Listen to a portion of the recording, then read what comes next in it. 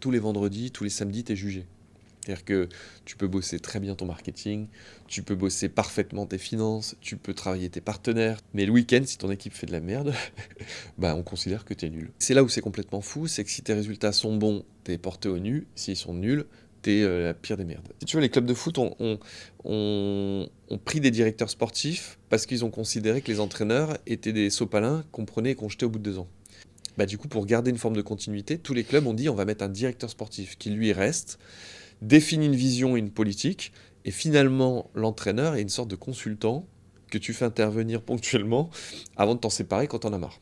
Moi, le foot que j'aime, c'est le foot d'Arsène Wenger, qui a pendant 20 ans porté Arsenal. C'est celui de Giroud. C'est celui. Alors, je suis peut-être arrivé avec 20 ans de retard, ou peut-être que j'ai de l'avance sur ce que ça redeviendra, mais je suis convaincu que l'entraîneur ne doit pas être juste celui qui sort les chevaux.